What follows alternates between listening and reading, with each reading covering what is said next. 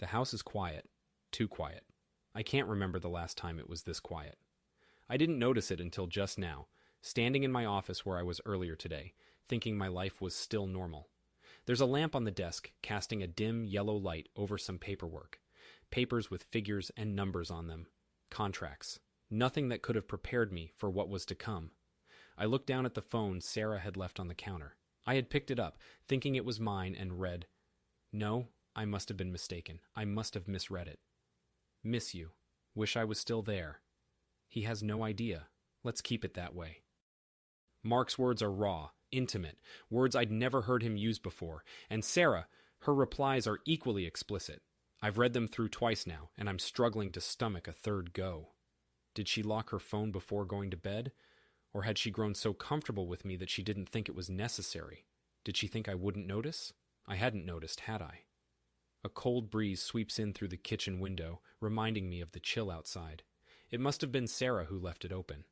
It's late November now, and the nights are frigid, especially here in New England. But I hardly notice the cold. I'm too consumed with the betrayal I've just discovered. A creaking noise comes from the second floor, and I turn my head toward the staircase. For a moment, I hope that Sarah will come down and ask me why I'm still awake. I'd tell her, of course I'd tell her. But no, it was just her turning in her sleep. Oblivious, I think bitterly. She doesn't have a clue I'm down here, reading her private conversations. I unlock the phone again and resume reading the messages. Their familiarity with each other is sickening, and each new message feels like a dagger to my heart. I feel like I'm drowning, but I can't stop reading. It's like a car crash I can't look away from. I'm desperate to know everything, even if it kills me. Meeting again tomorrow? 8, same place. My mind races as I try to comprehend what I'm reading. It's as if I'm living in a nightmare, one I can't wake up from. I feel like I'm going to be sick.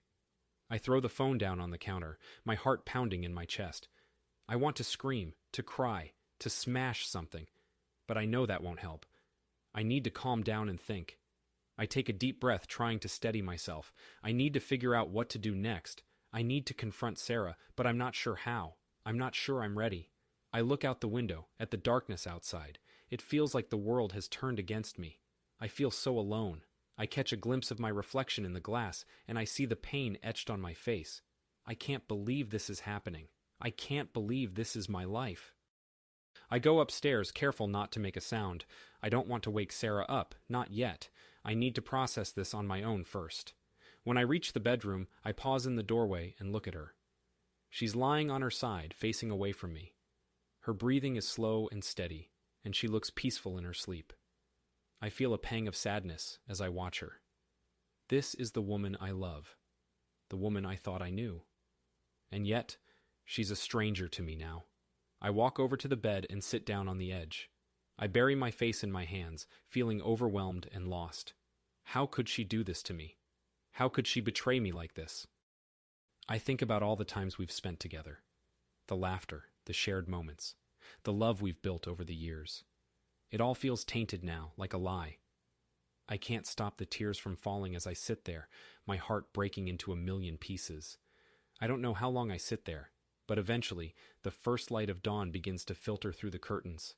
I look at Sarah, still sleeping peacefully beside me, and I feel a surge of anger and resentment. How can she sleep so soundly, knowing what she's done? I want to wake her up, to demand an explanation. But I know that would only lead to a fight, and I'm not sure I'm ready for that. I need to gather my thoughts first. I need to figure out how I want to handle this. I stand up and walk over to the window. I look out at the world outside, at the trees swaying gently in the breeze. I take a deep breath, trying to clear my mind. I need to stay calm. I need to find a way to confront her without letting my emotions get the best of me. I hear Sarah stir behind me, and I turn around to face her. She's waking up, blinking groggily in the morning light. For a moment, she looks at me with confusion, as if she doesn't recognize me. "Ethan?" she says, her voice still thick with sleep. I take a deep breath, preparing myself for what's to come. "I didn't hear you come to bed," she says, a small smile on her lips. I look at her, at the woman I thought I knew, and I feel a mix of anger and sadness. I don't know how to respond, but then I remember what I promised myself downstairs.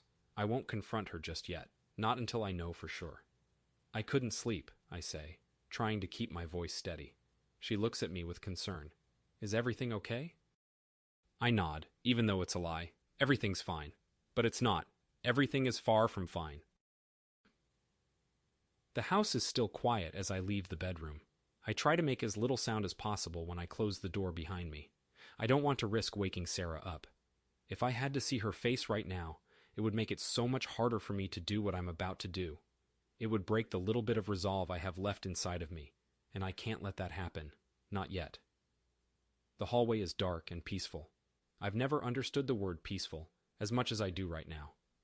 I put my hands in my pockets as I walk down the stairs. I don't want to wake Sarah up. I need to do this right now while I still can. The kitchen is empty. A low buzzing sound comes from the fridge. It's somehow calming. There's something comforting about things that make sense, things that work. I approach the counter and put my hand on it, right where Sarah's phone was resting earlier. I can still see it there in my mind's eyes. This is where it all started, isn't it? With that message. That fucking message. I wish I hadn't read it, but I did. I did read it, and now I have to do something about it. I can't act impulsively, though. I have to be smart. I have to be pragmatic. I've always been good at that. At planning, organizing, and executing. Sarah doesn't know that I know. She doesn't know that yesterday, over dinner, I was pretending. She doesn't know that I was close to snapping after every laugh, after every smile, after every casual conversation. But I didn't snap. I can't snap. I open the drawer next to the fridge. It's filled with a bunch of different things. I rummage through it and find my toolkit. I pull it out of the drawer and place it on the kitchen counter. I unzip it and take out some of the things I need. Screwdrivers, wire cutters, Velcro strips. I grab it all and put it in my pockets. I know exactly what I'm going to do. I know how to do it too. Her phone will be connected to the same network during the entire day. I can install the app on my phone and connect it to the cameras when she's in the shower. She takes a shower every morning at 8 o'clock. She's not going to notice a thing. I walk into the hallway and head for the closet. The security cameras are in a black fabric bag on a shelf. I ordered them online 2 weeks ago. Sarah saw the package when it arrived, but I made up some excuse about wanting to improve the security of our home. She believed me, of course. Why wouldn't she? At the time, I wasn't lying. At the time, I had no idea what she was doing behind my back. I grab the cameras and put them in the bag with the other things. I take out my phone and go over the plan in my head once more. It makes perfect sense. Install 2 hidden cameras in the living room, 1 in the dining room, and 1 recording device in Sarah's car. I'll be able to follow her wherever she goes. I'll be able to listen to her conversations. I'll see her when she's home, when she's with him. I can't believe I'm doing this. I can't believe it has come to this. I sit down on the couch and place the bag on the coffee table. The living room is sunlit and warm. This is where we used to watch movies together, me and Sarah. This is where we used to cuddle up and talk about everything. It doesn't feel the same anymore. I take out the cameras and put one of them on the floor in front of me. I remove the protective film from the adhesive pad and stick it to the bottom of the camera. I look around the room, trying to find the best place to put it.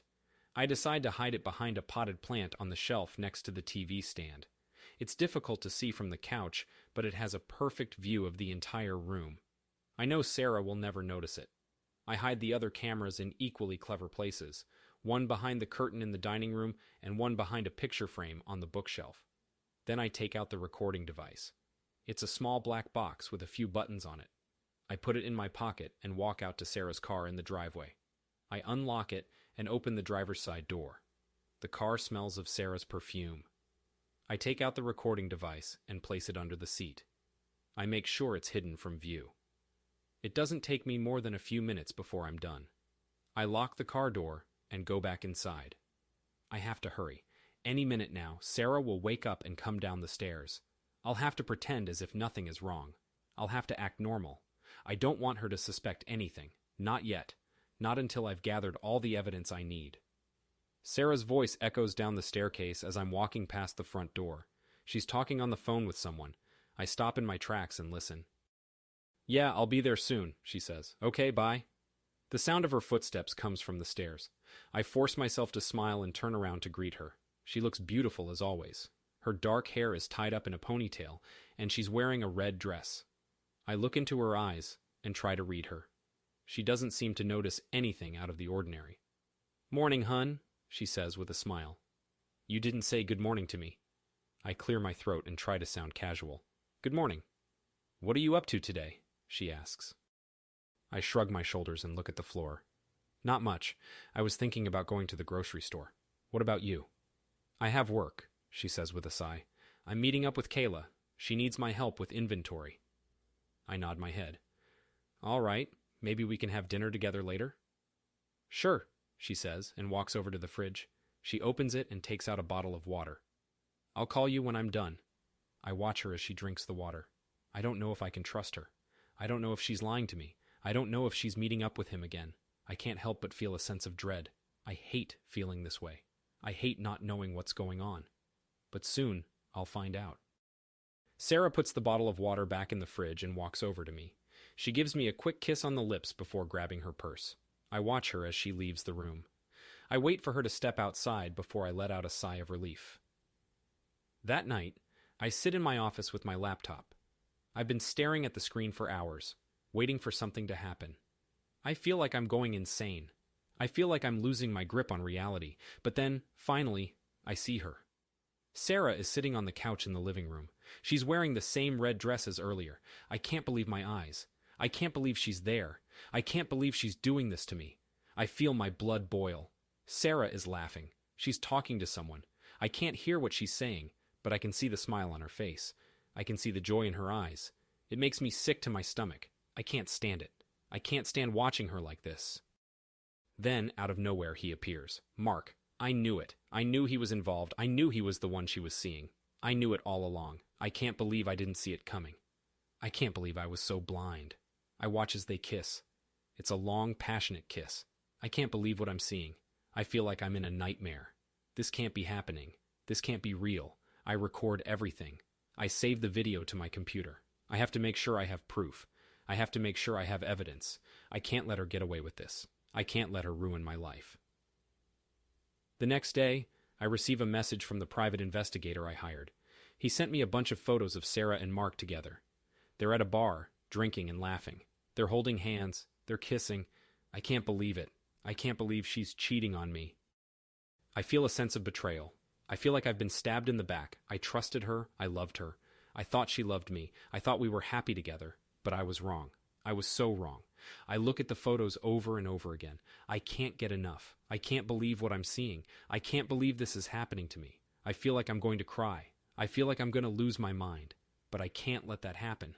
I have to stay strong. I have to stay focused. I have to figure out what to do next.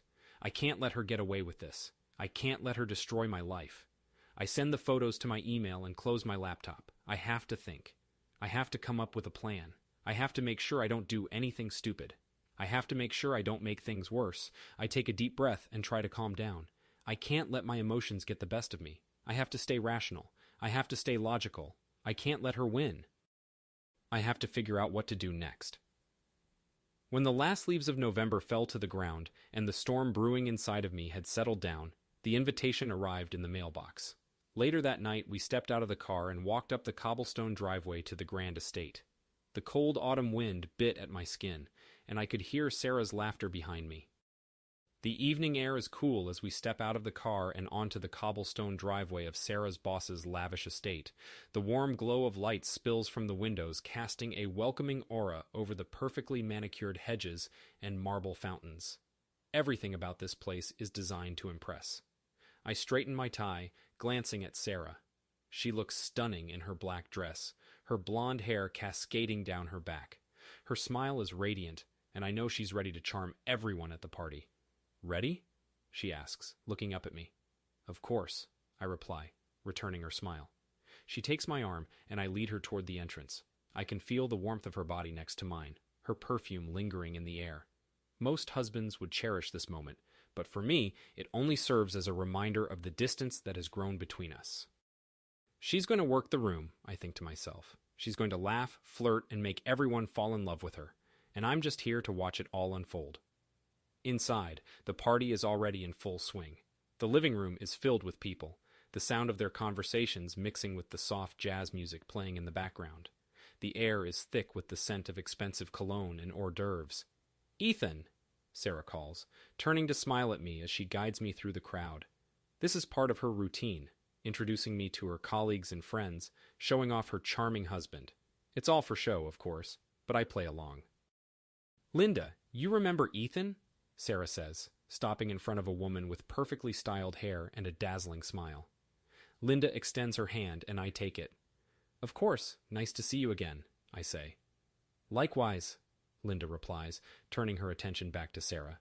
"You must be so proud of Sarah. She's been doing amazing work lately." I listen to their conversation, nodding and smiling at the appropriate moments. It's all small talk, but I can't help but wonder what they're really thinking, what they're really saying behind closed doors. After a while, I excuse myself to get a drink. Sarah doesn't seem to mind, engrossed in her own conversation. The kitchen is less crowded, and I make my way to the bar. As I'm waiting for the bartender to pour my drink, I overhear a conversation between two men standing nearby. "Did you hear about Sarah and Neil?" one of them says, his voice hushed but still audible. I perk up at the mention of her name, pretending not to listen. "Yeah, I heard they're pretty close," the other man replies. "Some people are saying she's his favorite." "Wouldn't surprise me," the first man continues. "She's got him wrapped around her finger." I feel a pang of jealousy, even though I know I shouldn't. It's just office gossip, I tell myself. But the seed of doubt has been planted. I take my drink and move to a quieter corner, trying to push the conversation out of my mind. But it's not easy. The thought of Sarah being close to someone else, even if it's just professionally, bothers me more than I'd like to admit. As the evening goes on, I try to enjoy myself. I mingle with Sarah's coworkers, engage in polite conversation, and make an effort to be charming. But in the back of my mind, I can't shake the feeling that something is off.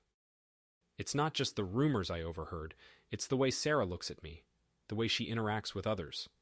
There's a distance there, a disconnect that wasn't present before. When we finally leave the party, I feel a sense of relief, but it's short-lived. As we drive home in silence, I can't help but wonder what Sarah is thinking. Does she suspect that I know something? Does she have secrets of her own? I glance at her, but her expression is unreadable. I turn my attention back to the road, my mind racing with possibilities. I need to find out more, I decide.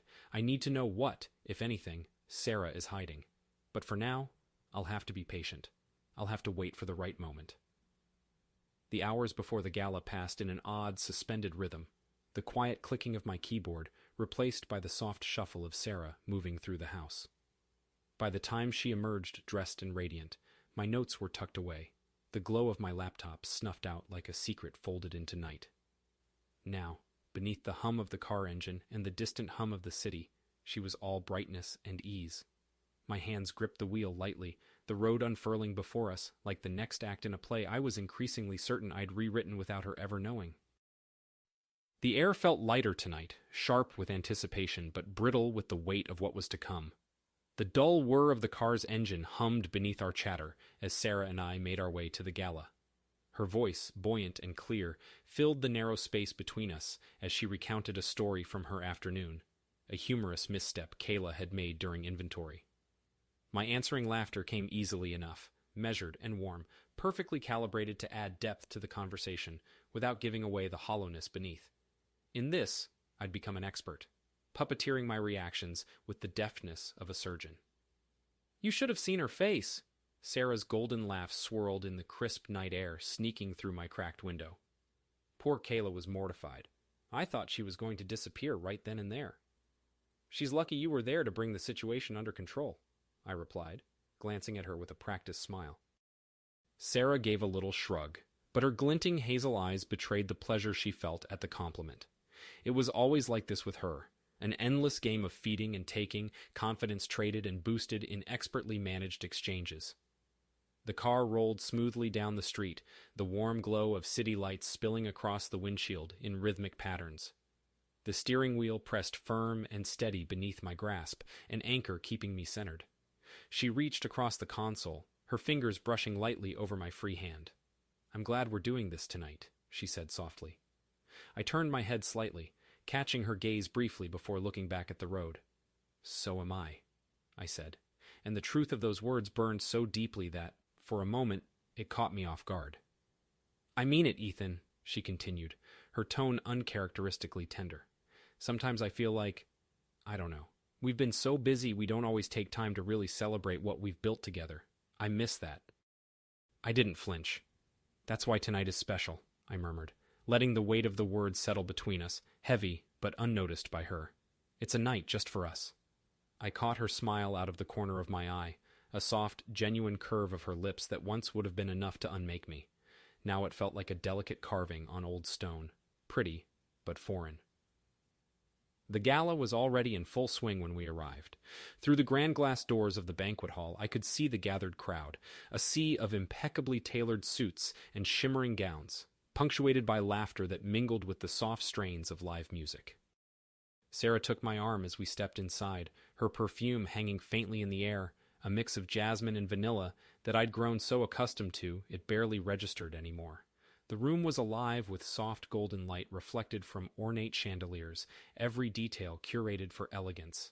It was perfect, a stage for what was about to unfold. "Darling, everything looks incredible," Sarah whispered to me as she scanned the decor.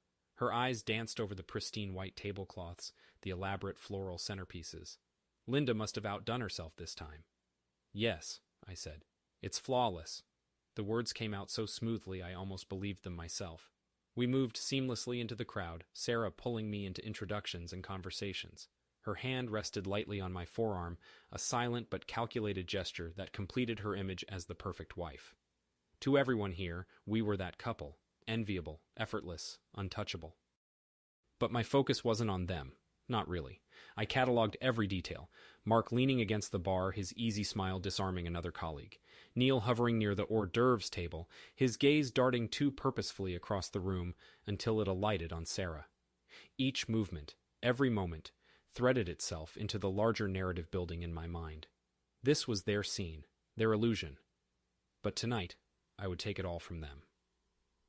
The first act of the evening passed uneventfully. Drinks, hors d'oeuvres, the predictable flow of formalities.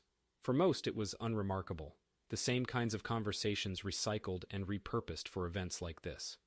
But for me, the minutes ticked by with the precision of clockwork, each one carrying me closer to the pinnacle of my plan. By the time the dinner portion began, I could sense Sarah was in her element. She floated between conversations with the kind of radiant energy that left people hanging on her every word. At our table, Mark held court with his usual charm, his green eyes glinting with mischief whenever he caught Sarah's gaze. I didn't miss the way her hand lingered on his forearm just a second too long as he told some fabricated story about a shared client debacle. Nor did I miss the almost imperceptible smirk he sent my way, a flicker of arrogance masked behind his easy grin. They thought I didn't know. Fantastic. I wanted them to think that. When dinner concluded and glasses began to fill with champagne, I gently rested my hand over Sarah's where it lay on the table. "Are you ready?" I asked softly. "For the toast?" She blinked, then smiled warmly, her lashes fanning against her skin. "Of course. I can't wait to see what you've put together. You've been so secretive about it." I chuckled lightly, shaking my head. "It'll be worth it." She leaned closer and kissed my cheek. "You're the best."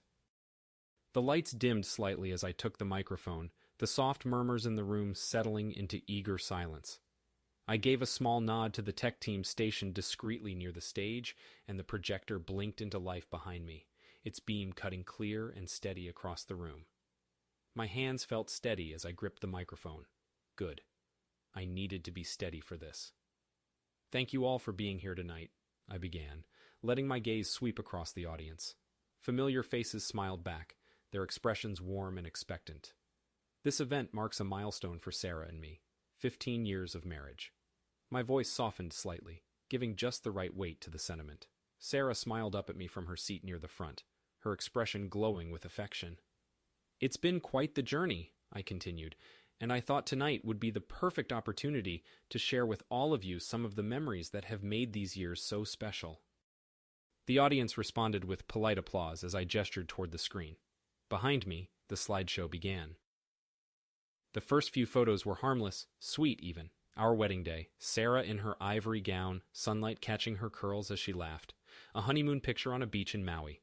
Anniversaries, holidays, smiles that seemed genuine at the time. I heard murmurs in the audience, quiet laughter at some of the more playful shots. I timed it perfectly. Then came the shift. One photo gave way to another, harsher image, a candid capture of Sarah in a dimly lit bar, leaning into Mark in a way no colleague should. Another of them in a car together, heads tilted toward each other in conversation far too cozy for mere friendship. The murmurs in the room faltered. Something in the air shifted, tension thick and palpable. The next slide carried a timestamp, a text thread in bold, unforgiving letters. Miss you. Can't stop thinking about that night. The audience sucked in a collective breath. Ethan, Sarah whispered from the front row, her voice low and trembling. I ignored her, my focus now squarely on the room. Her colleagues stared wide-eyed at the screen, jaws slack. Linda leaned closer to Neil, whispering furiously behind her hand. Neil's face had gone pale, his glass hovering mid-air as he processed the damning images. Mark stiffened in his chair, his easy grin replaced by a mask of mounting panic. The slideshow didn't stop. Evidence layered upon evidence. Photos, timestamps, texts, every lie unraveling with cold, unrelenting permanence. When the final slide faded into darkness, the silence was deafening. Only Sarah's sharp breaths broke through, quick and shallow, as if she'd been struck across the face. I lowered the microphone slightly, my lips curling into what might have been mistaken for an apologetic smile. Well, I said, my voice calm, deliberate. That was honest, wasn't it? The audience didn't react. Couldn't. Eyes jumped back and forth between Sarah and me, unsure where to land.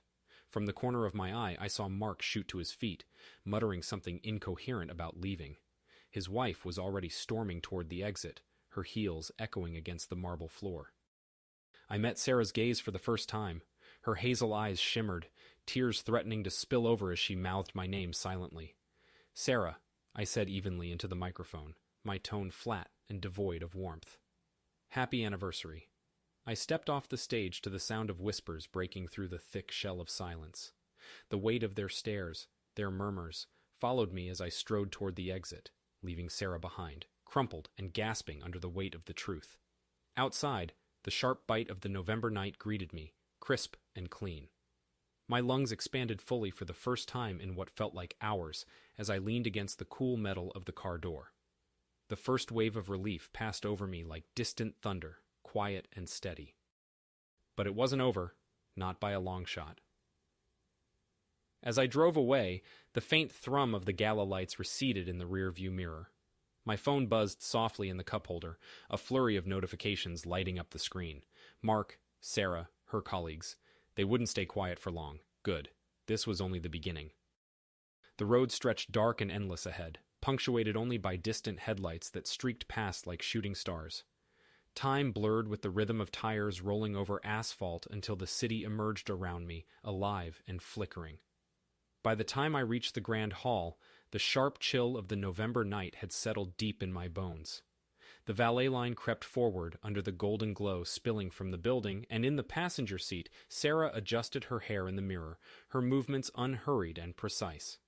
Her reflection caught mine for just a moment, and she smiled, a silent cue, a rehearsed prelude to the game she was ready to play. The air in the car felt heavy, even with the window cracked open to let in some of the cold November air. It wasn't cold enough to erase the sensation of her lips on my cheek when she kissed me goodbye earlier today. I grabbed the steering wheel a bit too hard when we drove up to the valet outside the large building. I could hear laughter from inside, along with music playing, a string quartet if I weren't mistaken. Sarah turned towards me, her long golden hair shimmering in the light of the street lamps. She was a beautiful woman, and she wore her black dress just as well as any other woman, but something had changed in the way I looked at her. I used to be attracted to her warm glow, but now it only made me feel cold. She smiled at me, not knowing, or not caring, that my heart was racing for an entirely different reason than before. "You ready?" she said. Her voice was as soft as it was sweet. "Of course," I said with a smile I had learned to wear. The valet opened her door and she stepped out of the car. I followed her, hearing the music coming from inside the building more clearly now. She took my arm as we walked across the stone-paved courtyard towards the entrance, the palm of her hand feeling cold against my arm. We were a perfect couple, and tonight that was the whole point. The ballroom was brightly lit, with chandeliers hanging from the ceiling. The polished marble floors reflected the lights and the patrons, all of whom were dressed in elegant gowns and suits. waiters moved through the crowd, offering champagne and canapes to the guests. Sarah and I caught the attention of some of the people inside as we entered. Linda was the first one to walk up to us and greet us, pulling Sarah in for a hug. She wore a green dress that was just a tad too tight, but she pulled it off well. "There you two are," she said with excitement. "Linda, this is beautiful," Sarah said, glancing at the decorations. "Absolutely stunning. You really pulled out all the stops tonight." "Oh, it was nothing," Linda said, blushing a little. "You look stunning, by the way, doesn't she, Ethan?" I agreed with her, not letting my smile waver for a second. "She always does." Sarah laughed, the way she always did when she received a compliment. It was a sweet and charming laugh, and I had loved it once. But it was a laugh that I had come to learn hid something dark and sinister inside of her. "Oh, stop it," she said, gently pushing Linda's arm. "But yeah, I guess I do. I wanted to look good for tonight. I mean, it's not just about me. Ethan has been working really hard on something special for tonight. I can't wait to show you." I could see Linda's eyes light up with curiosity. "Don't make us wait too long," she said. Sarah took my arm again, and we walked into the crowd of people, laughing as we joined them. I followed Sarah around the ballroom, meeting people I had never met before. She introduced me to everyone, her hand resting on my arm as she did so. I could see Mark standing at a table near the bar, talking to a group of people. He was laughing and smiling, but every now and then, he would glance over at me and Sarah, his eyes lingering on her just a bit too long. It made me sick to my stomach. I approached the AV technicians who were in charge of the sound and video for the event. They were standing next to a table cluttered with equipment, including a laptop and a projector. I walked up to them, my footsteps echoing on the marble floor. One of the technicians, a man with a headset, looked at me. "Mr. Parrish," he said, "is everything okay?" "Yes, everything's fine," I replied. "Are you ready to start the presentation?" "Yes, we have everything set up," he said. "Just let us know when you're ready to go." "Good," I said, trying to keep my voice calm. "I'll give you a signal when it's time." The band had started playing music, signaling that dinner was over. I waited until dinner was over and people were mingling, chatting, and laughing with each other. Sarah was talking to Linda and a few other people, her voice rising above the others as she told a story. I could see Mark standing nearby, talking to a group of men. He was looking in our direction, a sly smile on his face. I stood up from my chair and walked over to the AV technicians. I nodded to them, and they nodded back, understanding my signal. I walked up to the podium, and the music stopped. The room fell silent, and all eyes turned to me. "Good evening, everyone," I said into the microphone. "I hope you're all having a wonderful time. I know I am." There was a polite chuckle from the audience. "As some of you may know, tonight is a special night for me and my wife, Sarah," I continued. "We've been married for 15 years now, and I wanted to do something special for her to show her how much I love her." I could feel Sarah's eyes on me, and I turned to look at her. She was smiling, her eyes filled with warmth. "I've put together a little presentation," I said. "A slideshow of our life together. I hope you enjoy it." I turned to the AV technicians and gave them a nod. The lights dimmed, and the projector came to life, casting a bright image on the wall behind me. The first few slides were of our wedding day, followed by pictures of us on our honeymoon. There were pictures of us on vacations, at family gatherings, and at home. Each slide was accompanied by a sentimental song that was dear to us. The audience seemed to enjoy the presentation, and I could hear some of them chuckling at the funny pictures and sighing at the romantic ones. But as the slideshow went on, the mood in the room began to change. The first sign of something being off was a picture of Sarah and Mark standing a bit too close to each other, their bodies almost touching. It was a candid shot, taken at a party where they had been talking to each other. The next picture was of Sarah and Mark in a car, their faces close together as they laughed at something. The atmosphere in the room shifted as people began to realize what they were seeing. I could hear some of them whispering to each other, their voices filled with confusion and concern, but I wasn't done yet. The next slide was a screenshot of a text message conversation between Sarah and Mark. It was a short exchange, but it was enough to show that they had been in contact with each other outside of work. "I miss you."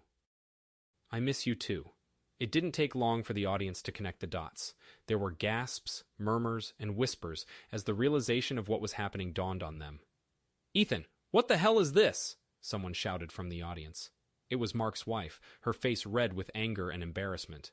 I didn't answer her. I kept my eyes on Sarah, who was sitting at the table with her hands over her mouth, her face pale as a ghost. I couldn't tell if she was crying or laughing. "Ethan, please," she said, her voice barely above a whisper. "This isn't funny." I ignored her and continued with the presentation. The next slide was a picture of Sarah and Mark kissing. It was a blurry photo, taken from a distance, but there was no mistaking what was happening. It was the final nail in the coffin, and I could hear Sarah's sobs from where I stood. "Ethan," she said, her voice breaking, "please, stop." I turned to the audience, who were all staring at me with a mix of shock and disbelief. "I'm sorry," I said, my voice calm and steady. "I just wanted to give you a glimpse into our life together." With that, I stepped down from the podium and walked out of the room. The sound of Sarah's cries followed me as I left the ballroom, the door closing behind me with a soft thud. The door to the gala closed behind me, shutting out the cacophony inside. Outside, the night air was crisp and cool, a welcome relief from the heat of the ballroom. I took a deep breath, trying to steady my nerves. I had done it. I had exposed her for what she was. But instead of feeling satisfaction, all I felt was emptiness. I walked down the steps of the building, my footsteps echoing off the stone. I could still hear the faint sound of music from inside, a reminder of the chaos I had left behind. I tried to ignore it, focusing instead on the sound of my own breathing. When I reached the street, I stopped and looked around. The streetlights cast a warm glow on the pavement, illuminating the path ahead. I took a moment to collect myself, to let the reality of what I had done sink in. I had just humiliated my wife in front of all her friends and colleagues. I had exposed her affair to the world, and now I was standing alone on the street, with nothing but the cold wind to keep me company. For a brief moment, I considered going back inside to see the aftermath of what I had done, but I quickly dismissed the thought. There was nothing for me there, nothing but pain and regret. I had made my choice, and I had to live with the consequences. With a heavy heart, I turned away from the building and made my way down the street. It was time to leave this chapter of my life behind, to start anew. But even as I walked away, I couldn't shake the feeling that there would be more to come. The first thing I felt when I stepped out of the ballroom was the cold air hitting the back of my neck. It was a relief. It had worked. Everything had worked. The consequences of my actions weren't something that would come later. They were already here. I could feel them all around me. I got into my car and looked at myself in the rearview mirror for a few seconds. I looked exhausted. I looked distant. I looked like someone else. Maybe that was a good thing. Maybe that was what I needed. My phone vibrated in the cup holder. I picked it up and saw that it was Sarah. I let it ring. A moment later, it rang again. This time, it was an unknown number. I didn't know who it was, but I had a feeling it was Mark. I let it ring again. Silence. My heart was pounding in my chest. It was over. It was finally over. There would still be hurdles for me to overcome, but the hard part was over. The part where they got away with it. The part where they could smile and laugh and pretend that everything was fine. I had exposed them. I had revealed my truth to the world. Now it was their turn to deal with the consequences. "Ethan, please!" I closed my eyes for a moment and took a deep breath. I didn't regret what I had done. It had been the right thing to do. But it had also taken a toll on me. The courts open at 8 tomorrow morning. I'll be there before they open. When I came back to the house the next morning to pick up the rest of my things, it was quiet. I had removed all of our shared photos from the walls and put them away in a box. I didn't want to see them anymore. I didn't want to be reminded of what I had lost. I wanted to move on. I wanted to start fresh. I didn't want to give her the opportunity to try to talk me out of it. I picked up the last of my boxes and carried them to the front door. It wasn't much, but it was enough. I didn't want to take anything more than I had to. I just wanted to leave. I just wanted to get out of there. I could hear footsteps above me. Sarah was walking around the bedroom, pacing back and forth. She must have heard me come in. I opened the door and stepped outside. The cold air hit me again, but this time it didn't feel like a relief. It felt like a reminder of what I was leaving behind. "Ethan?" Sarah was standing in the doorway behind me. She was wearing a pair of leggings and an oversized sweater. Her hair was tied up in a messy bun. She wasn't wearing any makeup. It was a side of her that she didn't show to many people. I could tell she was trying to look vulnerable. She wanted me to feel sorry for her. She wanted me to see her as someone who was hurting just as much as I was. But I didn't. "You're leaving," she said. It wasn't a question, it was a statement. She knew what I was doing. She knew why I was doing it. But she still couldn't believe it. She still couldn't accept it. I nodded. I didn't say anything. I didn't want to talk to her. I didn't want to hear what she had to say. I just wanted to leave.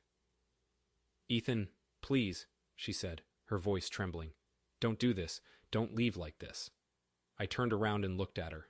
I could see the desperation in her eyes. She was trying to hold on to something that was already gone. She was trying to salvage something that couldn't be salvaged. "I wasn't the one who left," I said. "You were. You left the moment you decided to cheat on me."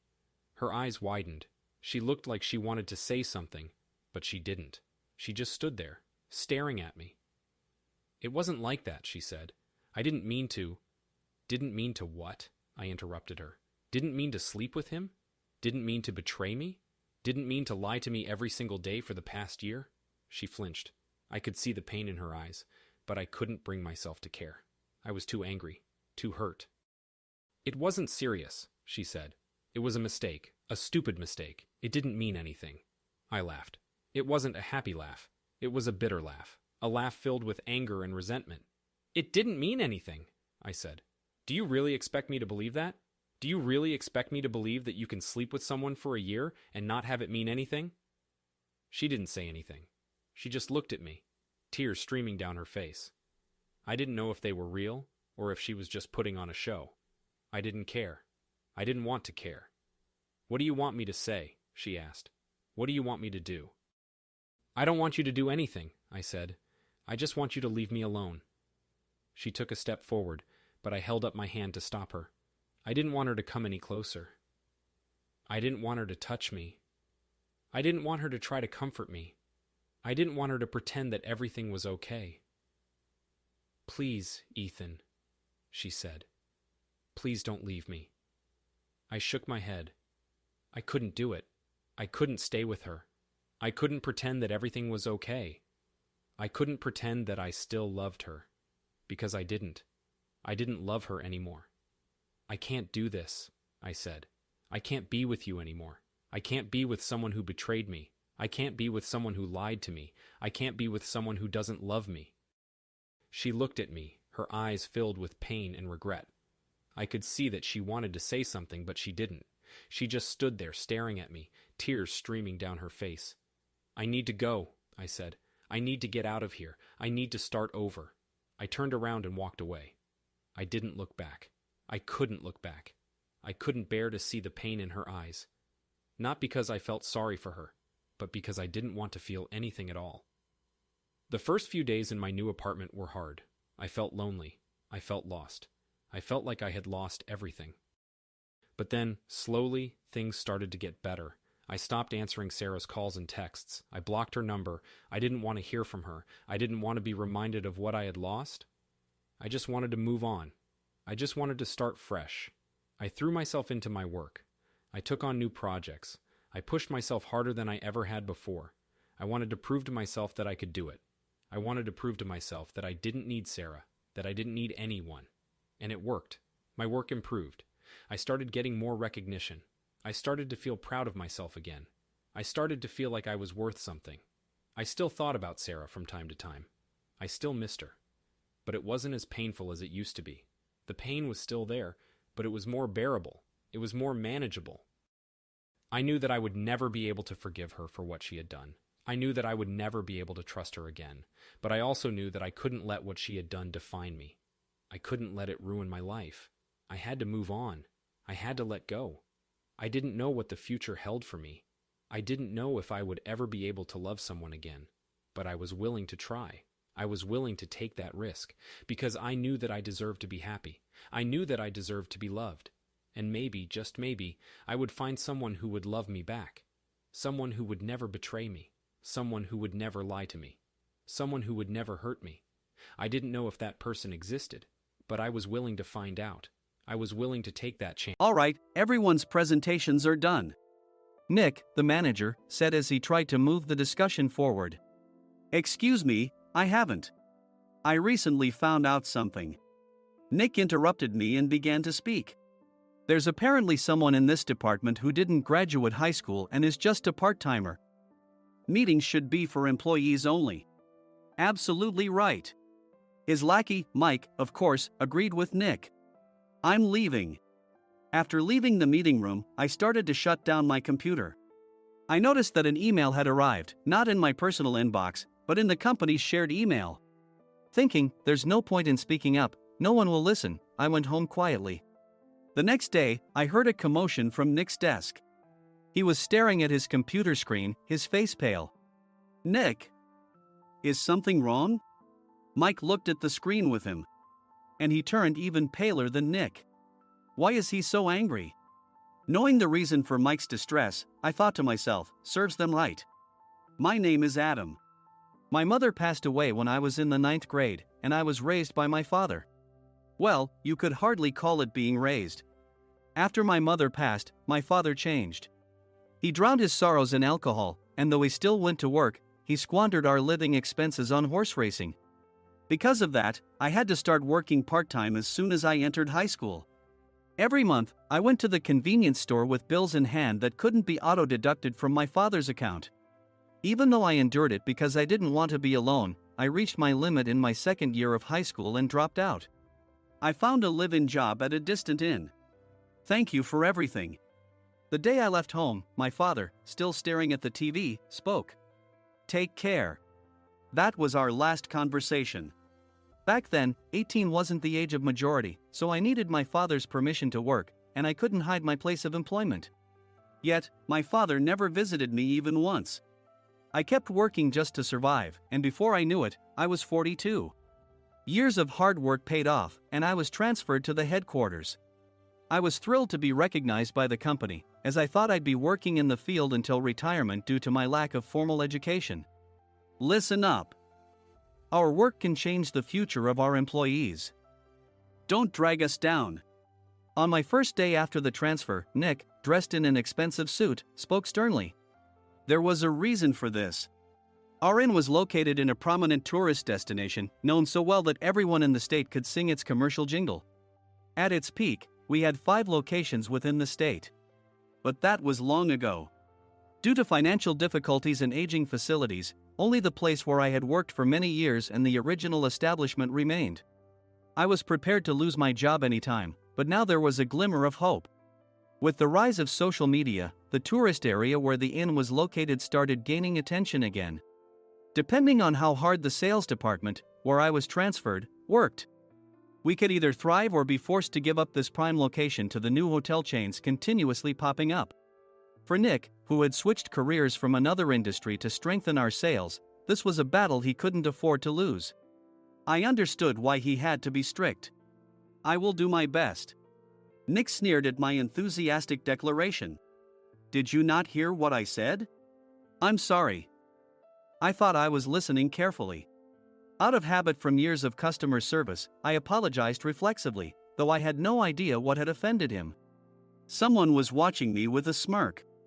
In this department, there are those who are expected to excel and those who have been shoved here because they have nowhere else to go. You are the latter. It was Mike, the section chief. He's 7 years younger, at 35. But he was called to headquarters much earlier than I was and had been moving around within the headquarters ever since. I'm not jealous, but I can't accept that he's my boss. Graduating from a prestigious university, he has an unusually high pride and caused many problems as a newbie, making things very difficult for me when I was the front desk leader. When I found out Mike was transferred to the sales department a month before me, I was disheartened. Mike is right. With just a middle school diploma, there's not much you can do.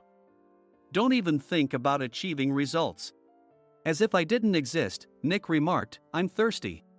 Mike eagerly ran to the coffee maker. It seems Mike is Nick's lackey. I regretted being happy about my transfer to headquarters, wishing I had stayed on site forever. Send a direct mail to every company on this list by the end of the day. Nick only assigned me tasks that even a new graduate could handle.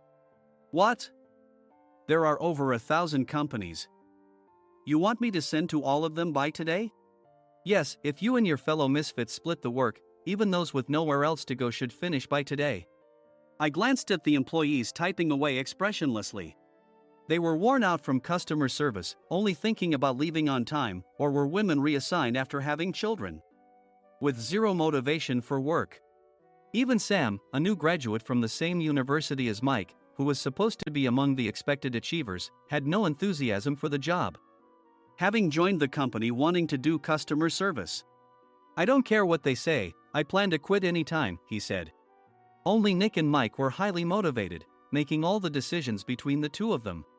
I originally only wanted to work at the inn to survive and had no particular attachment to this job. I swallowed my words, thinking I had no right to reprimand them. About a month after the transfer, Nick told us with a frustrated look. "To commemorate the 50th anniversary, we've decided to create a plan exclusive for one group per day. Originally, Mike and I were supposed to come up with it, but our president, Mr. Thompson, insists on hearing everyone's opinions. So, you all get a chance." As Nick explained, Mike began handing out prints. "Make sure not to embarrass Nick. If your ideas are half-baked, you'll have to redo them." It seemed that they had printed his handwritten notes by Mr. Thompson, which included several questions and a section for free responses. It made sense why Nick had to seek our input, given that all responses had to be submitted to Mr. Thompson. We were given a week to think about it, and a meeting was scheduled to compile our ideas. My plan is to let guests enjoy both the old and modern America. Nick began the presentations. Guests would watch a master confectioner at a nearby traditional sweet shop make sweets in front of them. The welcome drink would be premium tea in a bottle. Nick's plan was certainly attractive. After his presentation, Nick called on us to present in the order we were seated. Just as I stood up for my turn. "All right, everyone's presentations are done." "Excuse me, I haven't. I recently found out something." Nick interrupted me. "There's someone in this department who didn't graduate high school and is just a part-timer." He was likely talking about me. I joined the company as a part-timer and was made a full-time employee when I turned 20. That was 20 years ago, so Nick and Mike probably had no chance to know until recently. "Meetings should be for employees only." Absolutely right. After that, Nick kept creating opportunities to solicit everyone's opinions, purposefully excluding me from speaking. The meeting unexpectedly heated up and went past the scheduled end time. A few people asked to leave, and the discussion continued with the remaining few. "Still here?" Normally, you'd leave in that situation. Though I had no attachment to the job initially, hearing kind words from customers made me want to make them happier. For someone like me, with nowhere to go, the inn was my home and customer service was my life. I felt pathetic about my current self. "I'm leaving." I left the conference room and started shutting down my computer. I noticed an email had arrived, not in my personal inbox, but in the company's shared email. Thinking no one would listen to what I had to say anyway, I quietly went home. The next day, while preparing the DM as instructed, I heard a commotion from Nick's desk. In his haste to stand up, he hit his knee on the desk. He stared at his computer screen, his face pale. "Nick, what's wrong?" Mike, thinking he should be the first to rush over, approached Nick while still wearing his coat. He peered at the screen with Nick. And he turned even paler than Nick. Why is he so angry? Who is responsible for this company? Nick, more irritated than ever, asked, and Mike answered without checking. Probably Sam.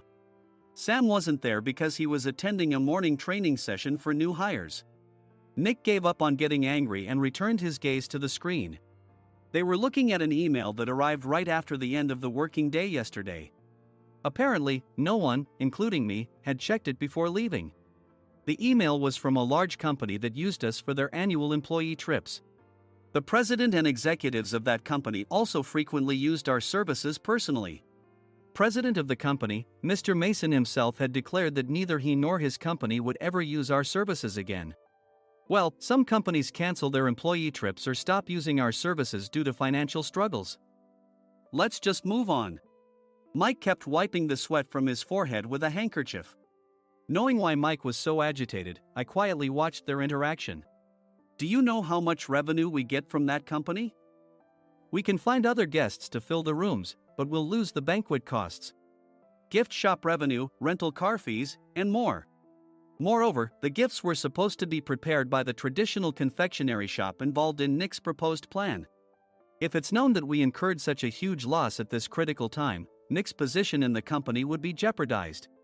Nick took a deep breath, seemingly trying to calm himself. "All right, Mike. Go to New York right now and apologize to Mr. Mason."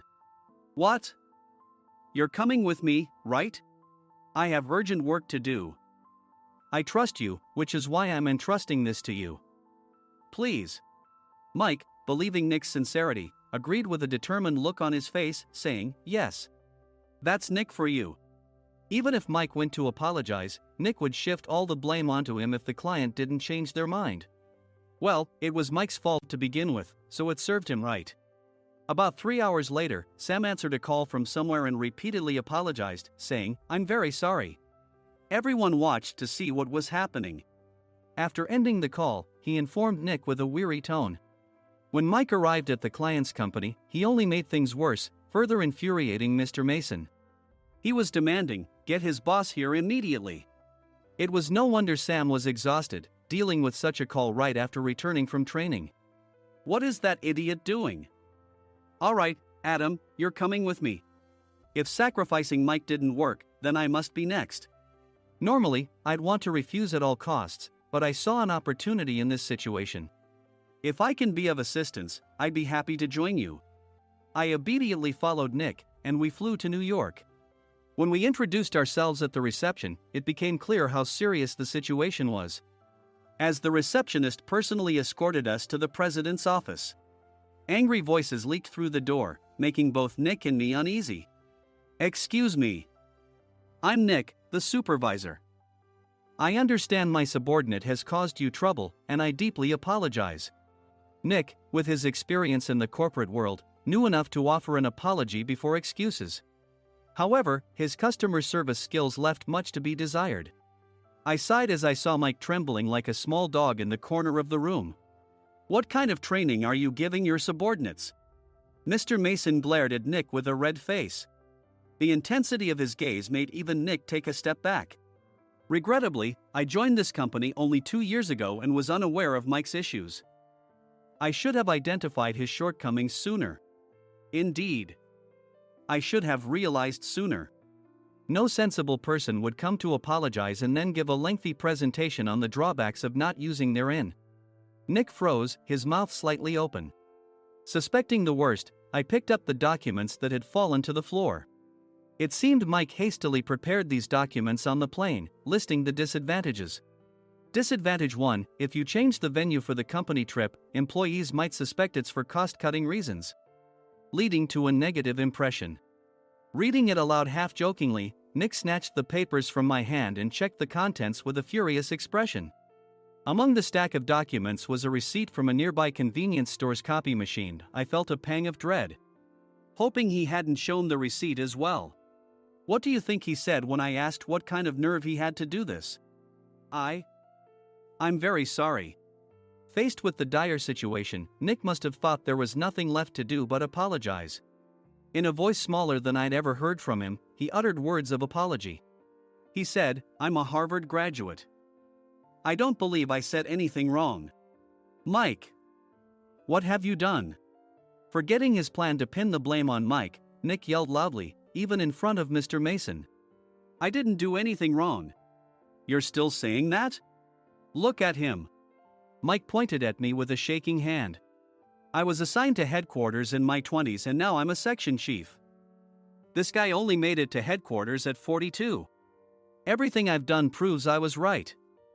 So why are we losing the contract?" Having said his piece, Mike collapsed to the floor. "Of course. You were sent there because you had nowhere else to go." Mike never expected to hear such words from someone he looked down upon. He lunged at me, and Nick hurriedly stepped in to stop him. "Mr. Thompson told me Mike is a quick thinker, and to take good care of him." There's no way he was pushed aside. "Don't make things worse here. He didn't say quick thinker, he said only quick-witted, didn't he?" I don't remember that part." I recalled the many troubles Mike caused when he was a newbie. When Mike was on the front line, his pride was so high that he never apologized to customers. Customer service, especially in our job, doesn't work alone.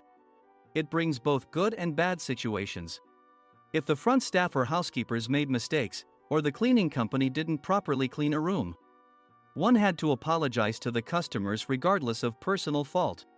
Mike, in such situations, would never apologize, insisting he wasn't at fault. This often angered customers, and as the front desk leader, I frequently had to apologize on his behalf.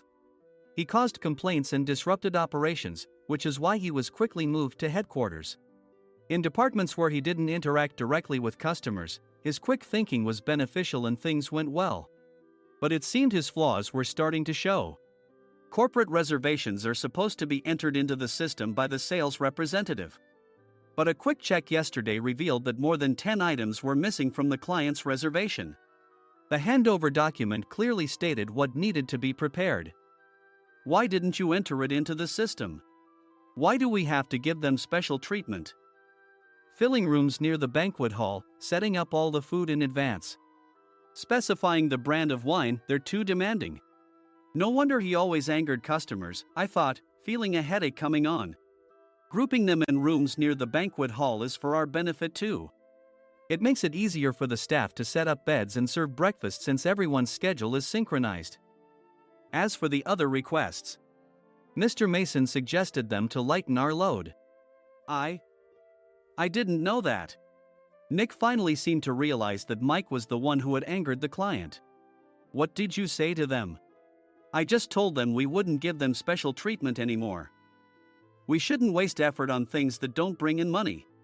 I was utterly exasperated at his lack of understanding of customer service. Of course, we shouldn't comply with unreasonable demands.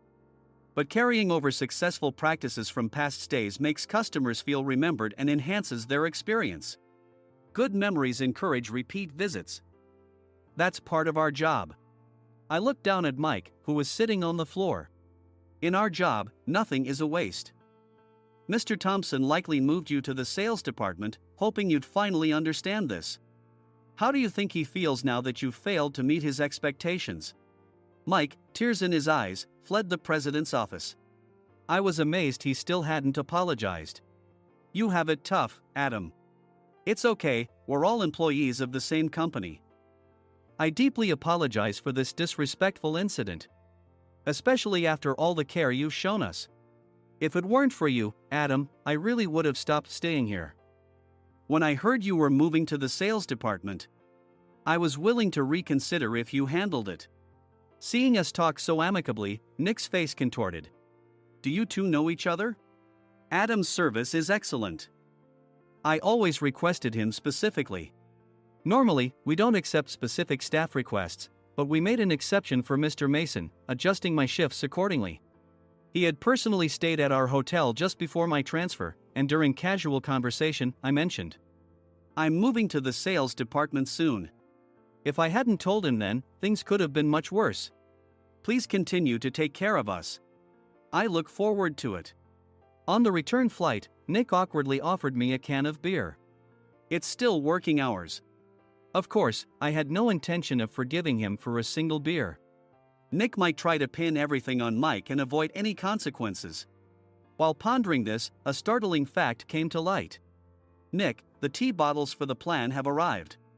I handed Nick a bottle labeled with our inn's name. They look good. What are you talking about?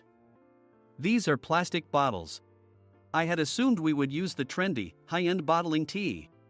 But what arrived were ordinary plastic bottles of tea with customized labels.